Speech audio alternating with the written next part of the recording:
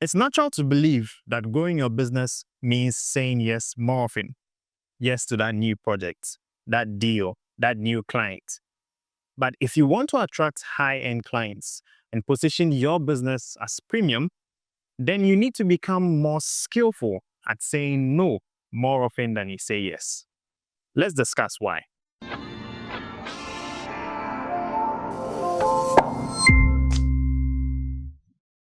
In order to make it easy to understand, we'll answer 4 quick questions.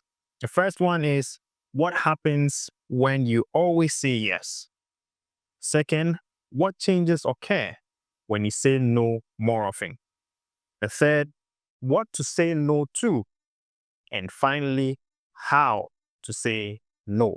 So, what happens when you're always saying yes? Now, saying yes more often means that you welcome every opportunity, every project, every new deal. And that in itself means that you're going to stretch yourself. So, at any time at all, for any person at all concerning any task or project that they want you to undertake, you say yes to. So, the first thing that happens when you keep saying yes is that you become overcommitted. You become overcommitted. And that means you stretch yourself, you stretch your team, you reduce your quality, you reduce your perceived value. Now, the second thing is you start to attract the wrong kind of clients, because when you're always saying yes, it means anyone that comes with any kind of deal or project, you're going to say yes to.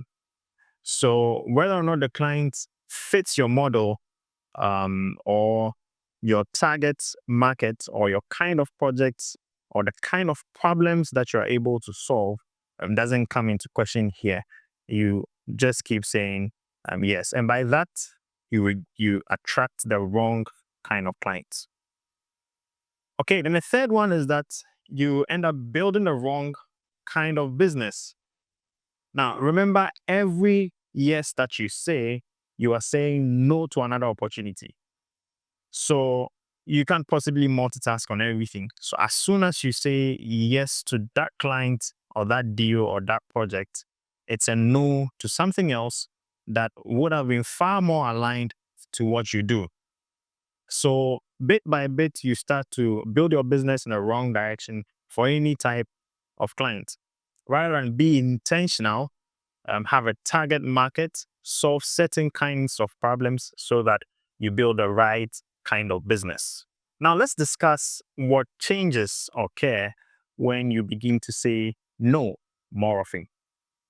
Okay, so the first thing is that saying no more often starts to build something called exclusivity and scarcity. If you remember the value framework we've talked about, V standing for visual identity, A for authority positioning, L for leverage social proof, U for unique outcome clarity, and finally E for exclusivity and scarcity. This idea of saying no more often speaks more to that fifth pillar, which is exclusivity and scarcity. Now, the reason is that when you say no more often, you are creating an exclusive space for the people you finally say yes to. Also, human nature and human psychology tells us that we usually desire after what we cannot get or what we can't easily acquire. So, by saying no more often, what you're doing is you're building up desire and you're creating this exclusive space for those that you finally say yes to. So that's the first thing that starts to occur. You begin to create exclusivity, and exclusivity builds up desire. Then the second thing is that you create boundaries when you say no more often, and boundaries signal confidence. Now, what does this mean? Clients are not just looking for a vendor or a service. Especially high end and high value clients are looking for leadership. They're looking for trusted advisors who will not just deliver some service, but resolve a specific problem for them. In that case, then they are looking for a lot of signals, intangible signals that proves that you are confident, that you are serious about what you're doing. And whenever you have boundaries, that speaks confidence in their ears. So use it. Boundaries signal confidence, and saying no more often shows that you are confident, shows that you're serious about what you're doing, and you are solving a specific kind of problem for a certain type of person, and you are serious about enforcing that. Then the final thing is say no more often protects your energy. Say no more often protects your energy. Now, the reason for this is that we all have limited time to ourselves. Now, remember, I talked about the fact that life is made up of time. So we only have 24 hours in a day. And when that's done, we move into the next day. Out of that 24 hours, we spend about 8, 12 hours resting and sleeping. So there's always limited time. So you need to protect your energy then. And saying yes to everything is going to have you running in all kinds of directions, and you end up draining your energy instead of protecting that energy for the right people. Now, let's look at what exactly to say no to. We've looked at what changes start to occur when we say no more often. And we've seen it builds up desire, it creates an exclusive space for those that we finally say yes to. But in that process, what are the things or the signals that we need to then say no to? Let's look at 5 of them. The first one is clients who don't align with your values. Clients who don't align with your values. And the second one is projects that are outside your expertise. Projects outside your expertise. Then price negotiations that make you uneasy. And the fourth one, urgent last minute requests that disrupt your process. And finally, partnerships that do not elevate your brand. So the first one, clients who don't align with your values. As you're building the business, you definitely come to a point where you get a deal or a project, but the direction, the values of that client doesn't necessarily align with what you are trying to achieve or the vision that you have. You'd even meet some clients who are into shady stuff and are ready to throw money at you. But at that point, you need to be confident enough to enforce and know, just because there's a mismatch between your values and that of the client. Okay, then the second one, projects outside your expertise. So I always advocate that we build our expertise in a specific area, or we solve a specific kind of problem. And the reason is that that's the fastest route to building up your perceived value, and become a specialist in one area. So once we do that, we need to be able to say no to problems that are outside what we've built expertise in. Then the third one is price negotiations that make you uneasy. So whenever you have a client or a project or a deal, and the price that is being quoted is way below what you have set, or what is compensation enough for your expertise, then you need to be able to enforce a no, and not rather to say it's business. I'm in to make money, so let me take any kind of money. Right.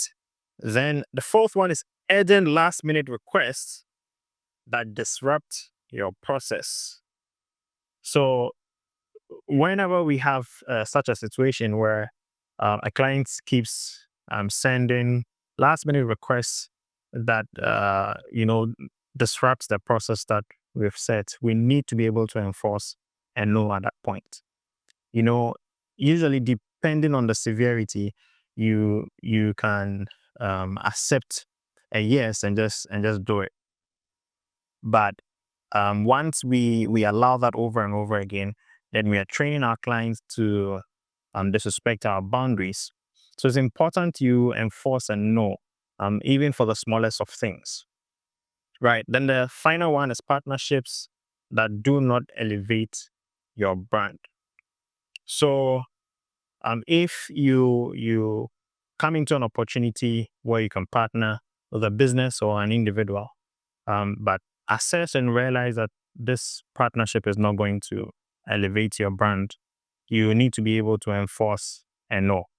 Um, Sometimes the partnership will benefit the other party more than it benefits you.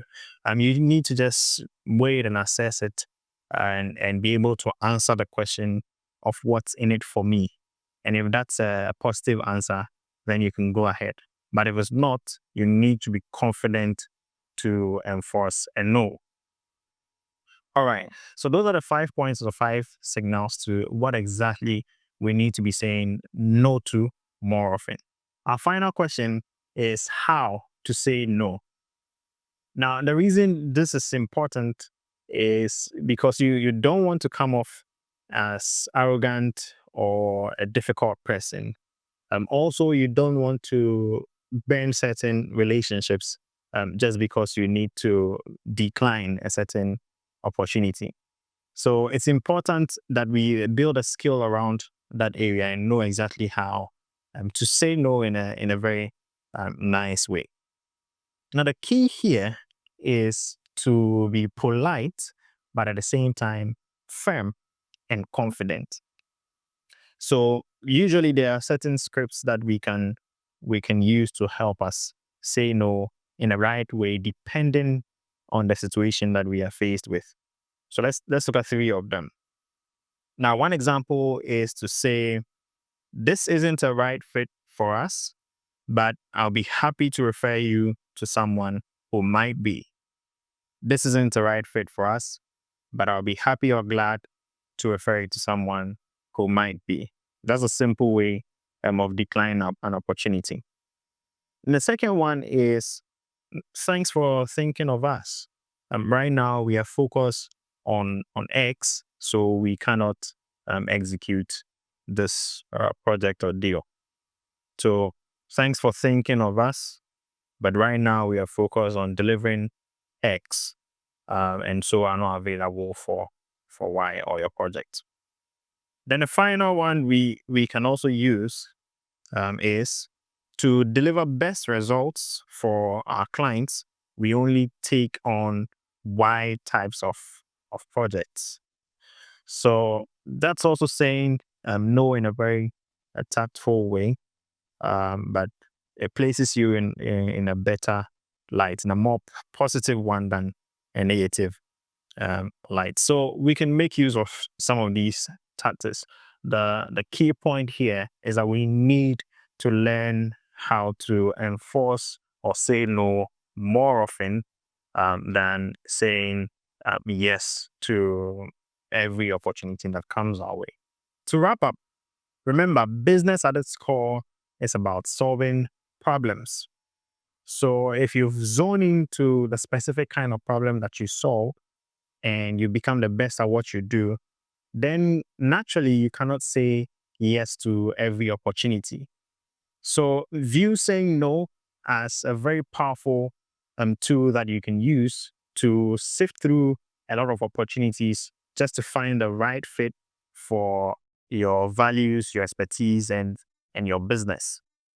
Now, remember, saying no doesn't mean that you're a difficult person or that you're arrogant.